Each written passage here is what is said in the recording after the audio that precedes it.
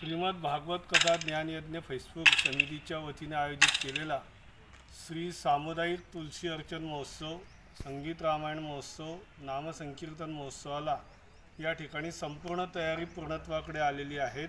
भाविक बंधू भगिनींना माझी नम्र विनंती आहे की तुळशी अर्चनासाठी येताना सोबत आपण संध्यापात्र आणायचं आहे। भगवान पांडुरंगाची, भगवान श्रीकृष्णाची किंवा आपल्याला 27 कुंडी महाविष्णू यागमध्ये मिळालेली विष्णूची मूर्ती सोबत आणायची आहे। एक नवीन कपडा आणायचा आहे, ब्लाउज पीस, आणि त्यासोबत आपण तुळशीचे दळपत्र एक टोपलीमध्ये किंवा वाटीमध्ये घेऊन यायचं आहे अशी माझी विनंती आहे। दुपारी रामायण कथा 2 ते 5 होईल। परमपूज्य शैलेंद्रजी शास्त्री यांच्या अमृतमय वाणीतून ही कथा होणार असल्यामुळे या ठिकाणी युवक युवतींना आपलं भावी आयुष्य सुखाने, समृद्धीने, आनंदाने आणि आदर्श जीवन पद्धतीचं मूल्य या धर्मकथेमध्ये मिळणार आहे।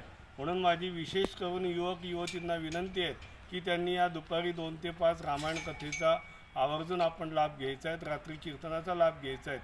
आज दुपारी 3 तारखेला जुने हायस्कूलपासून विठ्ठल मंदिरातून भव्य दिंडी सोहळा मिरवणूक निघणार आहेत।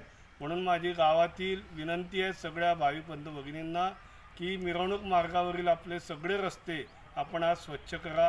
त्या ठिकाणी रांगोळ्या, पुष्पवृष्टी आणि या सगळ्या आनंदामध्ये आपण सहभागी व्हा।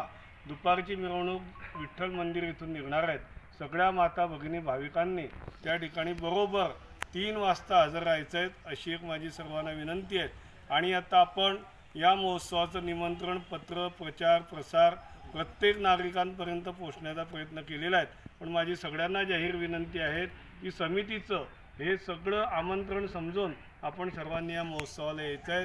सुमारे 6 एकर क्षेत्रामध्ये आपण ही सगळी व्यवस्था केलेली आहे। 1 महिनाभरापासून सर्व समितीचे कार्यकर्ते, गावातील प्रतिनिधी, लोकप्रतिनिधी आणि भाविक बंधू खूप प्रचंड अपार मेहनतीने हा महोत्सवाची तयारी केली आहे। म्हणून आपण याचा सर्वांनी लाभ घ्यावा अशी माझी कळकळीची विनंती आहे।